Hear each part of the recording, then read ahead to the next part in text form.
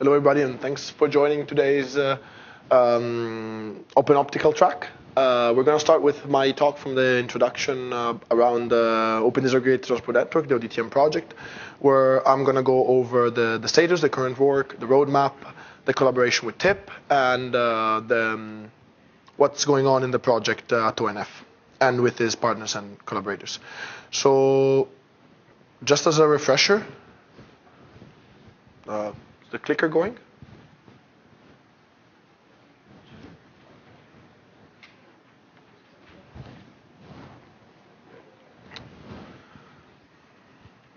I'll do it with the. Sure, thanks. So the idea is that, again, a little bit of a refresher for the ODTN project is that we got a clear ask for a data center interconnect solution from our operators and partners, where we had open and standard APIs in order to be vendor neutral and modular. We used open source software.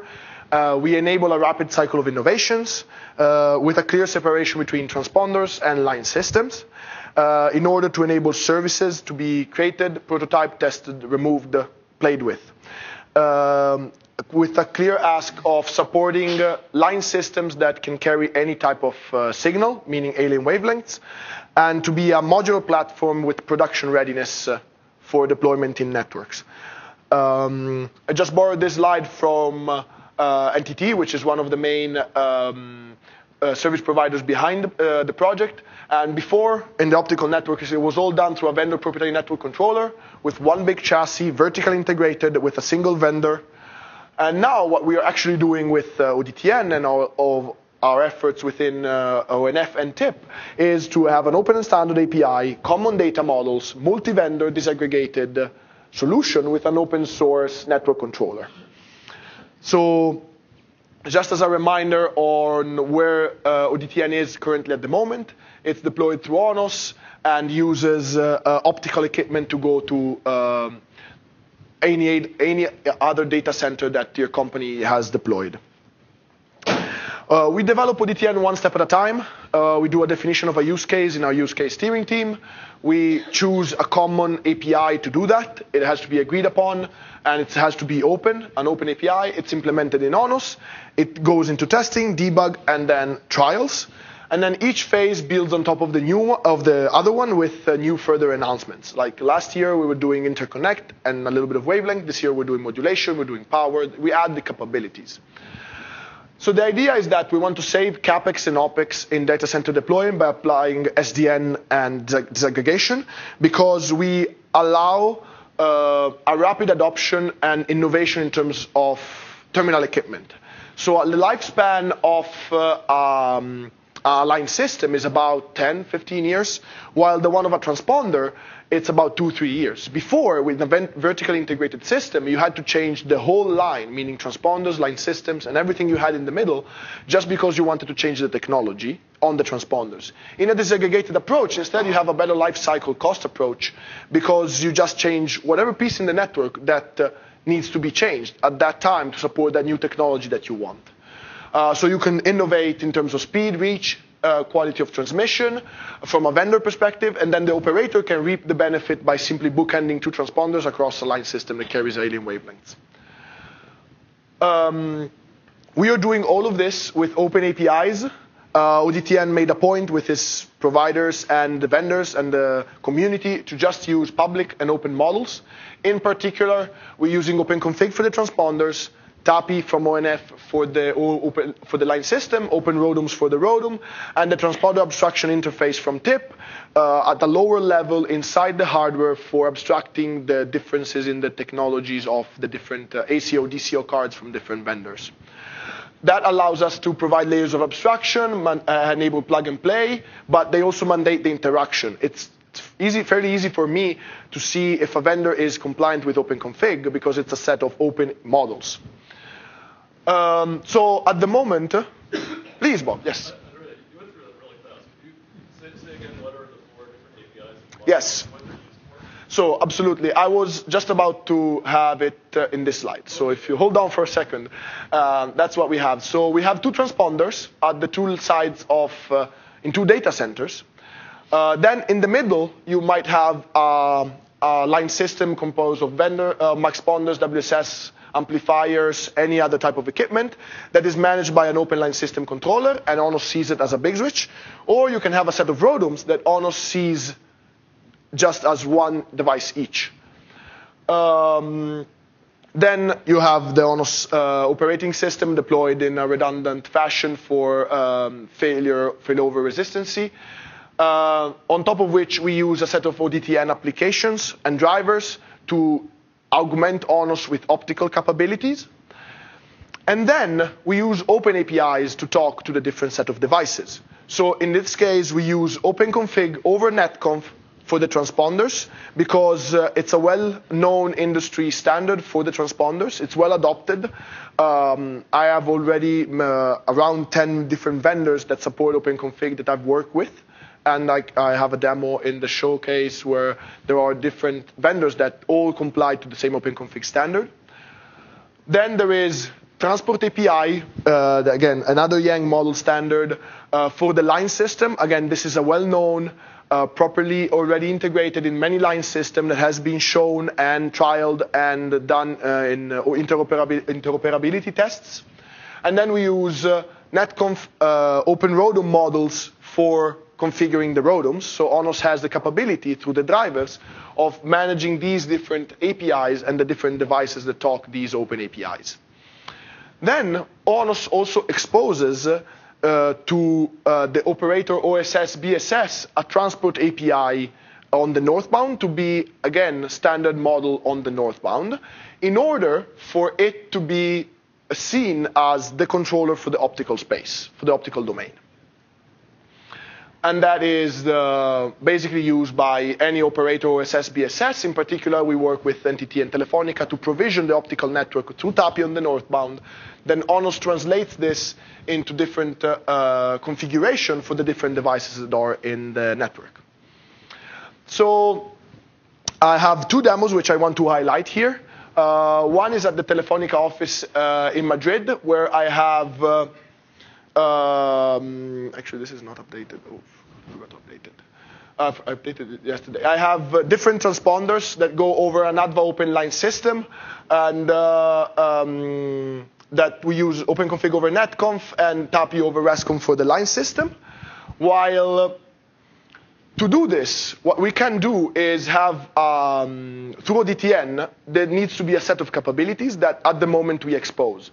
The first one is that we can discover an optical topology with many details, links, devices, ports. We can expose these optical details and topology details through a transport API on the northbound. We can receive connectivity requests to provision across the whole optical network, transponders, line system, and ROADMs.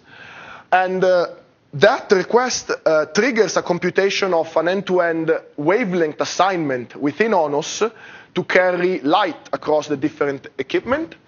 And that translates into a configuration for the open line system and for the transponders.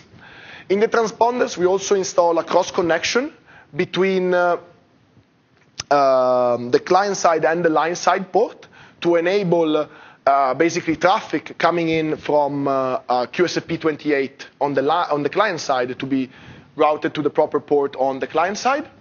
We can do manual power configuration and modulation configuration on the transponders. Why do I say manual? Because while the wavelength is picked end-to-end across the whole line system, at the moment ONOS enables you to tune the power on a per-device basis. It's vendor agnostic, but it's only on a per-device basis. So in the next steps, we're going to automate that power and modulation configuration to ensure that we have enough power to carry the light and receive it at the other end, and to ensure that both ends are configured at the same modulation, because otherwise you're not capable of reading that light on the two transponders. All of this is done in a vendor-independent way with open APIs that I mentioned before, all on open source software. How you can interact with the ODTN controller is through REST APIs, through the CLI, and through the UI. I'm very proud that we just put together this nice UI that shows the different values that I talked about, and you can see live in the demo in the show floor. We also have the capability to deploy ONOS in 3-node instance in order for the optical devices to be continuously managed, even if one of the instances goes down. So let's take this example. We have the first instance over here that is the master of this transponder, okay? But that instance at a given point in time goes down. If that was the only instance in the deployment, we would not be capable of managing the network anymore, because we will not be capable of exposing capability to do connectivity requests. We will not be capable of making sure that the device has the right configuration. So instead, we have this 3-node deployment, and the second one, the second instance, figures out that the first one is dead and picks up this device, instantiates a new session, and still manages the device. So we can still read the power configuration. We can still make sure that the modulation is the right one. We can still make sure that the wavelength is properly configured. So right up until now, I've talked mainly about the line system as a whole, where ONOS sees it as a big switch. But ONOS also has the capability of configuring ROADM in a mesh ring ROADM network. With an open ROADM API, we have a complete open ROADM 2.2, completely open ROADM 2.2 driver that was contributed by the community and enables us to do management of the ROADMs too. And with the ROADMs, I also have a demo at the same booth of the one I mentioned before, where I do, through ONOS, management of 2 Lumentum white box ROADM 20s. And I have 2 Cassinis bookended and 2 Infinera Groove G30s bookended on both sides. And I can do the same exact set of capabilities, so modulation, power, end-to-end wavelength through ONOS on these devices. So a very important component is the fact that at OFC 2019, we announced a collaboration with TIP. And many of these elements that I talked about are also possible because of our collaboration with TIP. Especially between the Open Optical Packet Transport Group in TIP and the ODTN project in TIP. So for those of you who don't know what TIP is, there was a great talk yesterday from Salil at Facebook that is an initiative launched in 2016 the point of TIP is accelerating and transforming the telecom industry with software that is open source and that can be taken into production. And in particular, the Open Optical Packet Transport Group, which is the one that I collaborate with, wants to do that with the optical networks and has a very close mission to ONF ODTN Group. And again, they have some areas of focus that between AP and optical devices, programmable interfaces, use case validation, simulation, that are very similar to what we need in ODTN. So what we said, and it was a natural point of contact, is why don't we collaborate? What TIP brings in is technologies such as the Cassini box, which is in our demo, and I already mentioned, the GNPy planning tool, the transponder abstraction interface, while ONF brings in a little bit of a higher level software stack, such as the ONOS controller. So the idea is that, why this collaboration? We want to reduce the duplicated effort in optical disaggregation. We saw, in terms of ONF and TIP, that there was a lot of duplication going on to pick what standard is the right one for the transponders. What is the proper software to control them? And we also want to share some knowledge and findings, like we did this development and it worked well for us, so you guys at TIP can also use it. We want to have a stronger industry consensus on APIs. If ONF pursues one API and TIP pursues another API, that is not in the industry interest. Instead, if both agree on an API and pursue it, is the best way forward. Also, we want to have a stronger impact on the trials and production deployments and share common test labs where both our partners and TIP partners can come in and test the hardware and software that we provide. So the first outcome of this collaboration is the integration of the ONOS software with the Telecom Infra Project Cassini box. This has been demoed the first time at ONF Connect 2018, last year in December, then at OFC, and especially today with a lot of the capabilities that I talked about before. So come and see it in the show floor. The idea is that there is ONOS deployed that talks OpenConfig to OCNOS, which is the software from IPI that sits on the box. It's a switch agent that uses the transponder abstraction interface from TIP, which is an open API to talk to the cards, to independently manage ACO and DCO cards. And this is a collaboration that's been done with NTT, IP Infusion, EdgeCore, Lumentum, and Fujitsu and Lumentum for the cards, EdgeCore for the box, IPI for the software, and NTT for the module slots into the Cassini device. And the project synergies are really long-lasting, and there's a lot of collaboration going on between the two initiatives. We have ONOS being provided by ONF. ONF also brought in, thanks to the service provider in NTT and Telefonica and also Telecom Italia, we brought in the standard for talking to the transponder, which is OpenConfig. TIP brought in the transponder abstraction interface and the lower level hardware details, but also the GMPI tool, which might look at integrating. And also ONF brought in the northbound TAPI interface. At the moment, this is IP Infusion software. ONF is also looking at possibly bringing in Stratum on top of the Cassini box to fully complete the open source story on this, because this is open hardware, this is an open API, and this would be an open switch agent for the device. If we include Stratum in that picture, would enable us to integrate the Cassini box with many other solutions at ONF. So we're going to use P4 runtime to control the Tomahawk chip, while we use OpenConfig and GNMI with Stratum to control the TIE side and the cards, so the ACO, DCO cards. And that would enable us to do basically a data center interconnect, for example, with ONOS, deploying both ODTN and Trellis, where Trellis is controlling the leaf spine topology, but also the client side of the Cassini. And ODTN is taking control instead of the data center to data center interconnect over the fiber. And that would enable us to have a complete package solution, including both optical and packet control for data center. So not only data center to data center, but also inside the data center.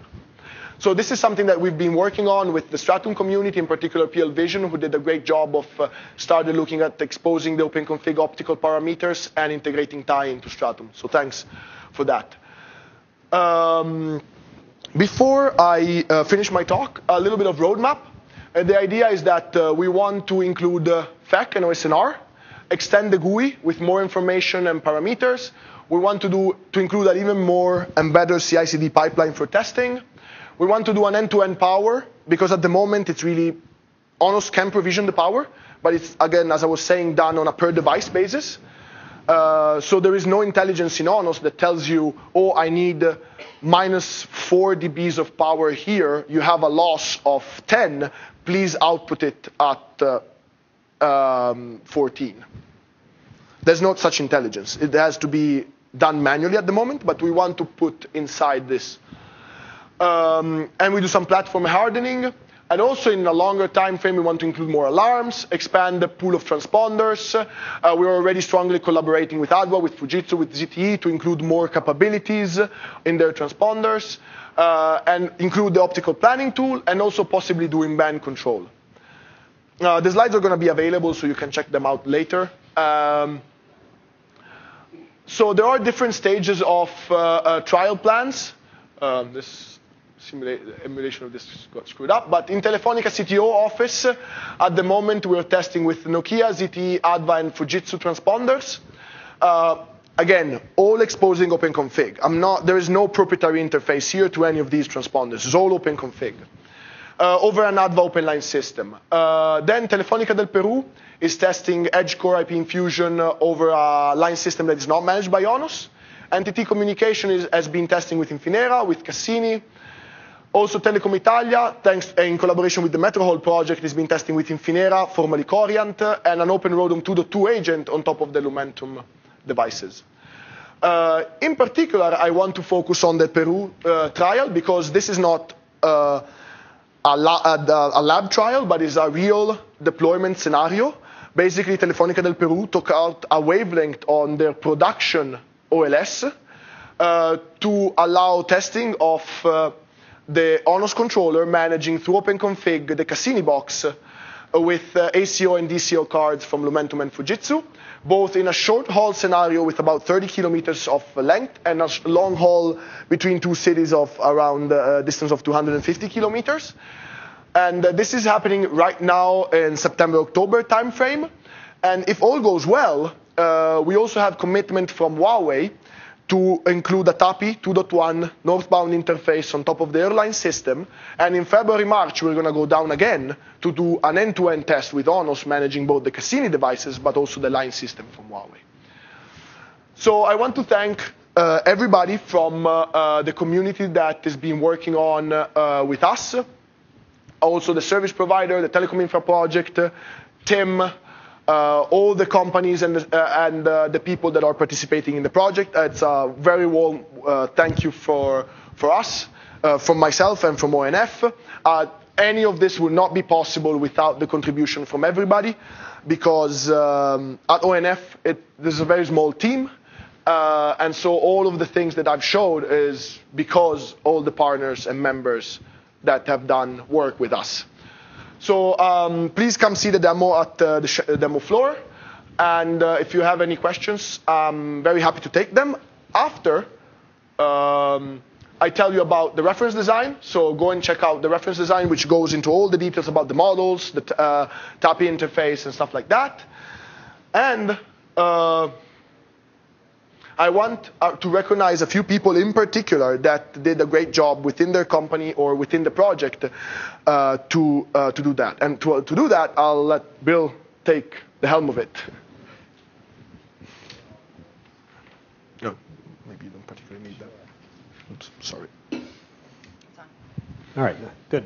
Hi, I'm Bill Snow. I'm responsible for engineering and operations at Open Networking Foundation. 4 years ago, Andrea started as an intern at ONF. And yeah, I've exposed your age now. And less than 3 years ago, we started full-time. And it's amazing to me how much this person has accomplished. He's one of the very few engineers that crosses with contributions on all of our projects. I can kind of count on him to do things on any project. And he also covers things out in the field. So he's an amazing field engineer. So I don't know how we found him, but what I want to focus on today is that a little over a year ago, ODTN had a leadership under Mark. You may remember Mark. And Mark had to go back to Belgium for family reasons. And Andrea stepped up and stepped into this role. And I mean, to be honest, I didn't really know how that would work out. And I really appreciated him stepping in. But he has so far exceeded my expectations on what can be done on picking up the project. He took it further in a year than we'd gone in the 2 years prior to that. And the amount of activity that's happened, I never expected to have us aligned with TIP and be having collaborations there. I never expected to have some of the field trials that we have. So anyways, a big thanks to you. I really appreciate that. And this cup is hardly worthy of all of those accomplishments, but it's at least a little something. And thanks. Yeah, no, thank you. And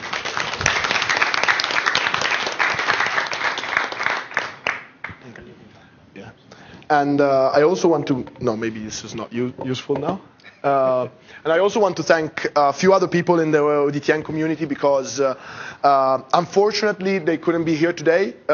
Juan was very unlucky. His flight got canceled. He was supposed to speak, but couldn't. He's in Hong Kong, stuck for the hurricane.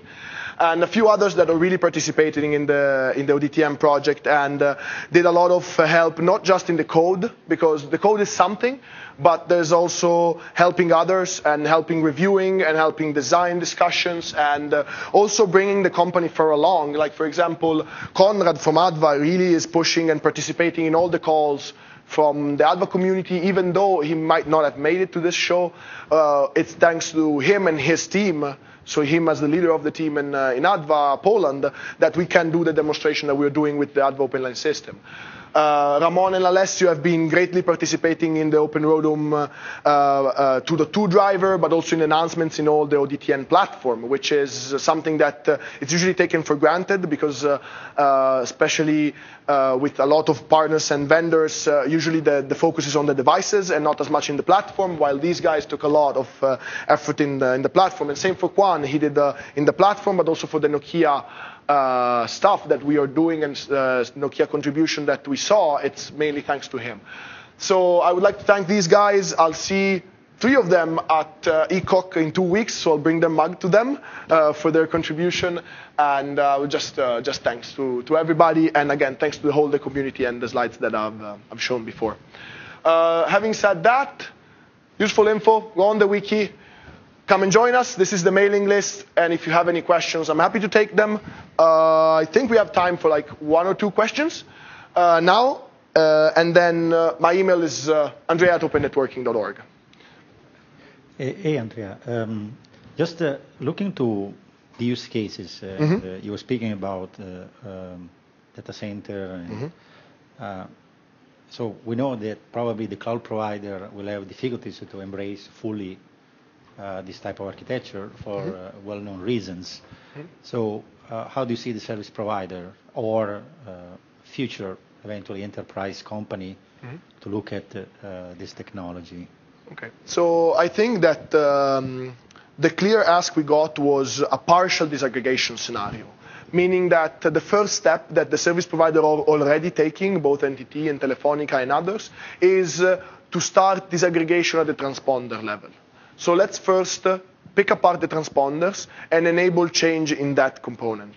But leave the line system, which is the element that carries the light, and is probably already deployed in the field. We're not going to touch it for now. We're just going to maybe expose an API, but you're not going to see too much detail in it. So this is a first step to go to field trial and production in about 1 year or time frame, which is what Telefonica and NTT are pursuing. So a partial disaggregation. This is the first step.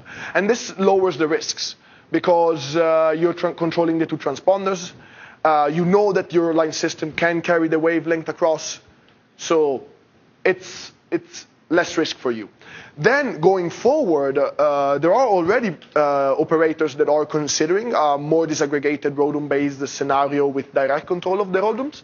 But that's further along the line because you will need to include a little bit more capability in the whole software stack to do really per device provisioning. We do it with the ROADM right now, but it's still in its early stages. So I think that the partial disaggregation is the way to production in one or 2 years. Okay? Thanks, guys, for listening to my talk.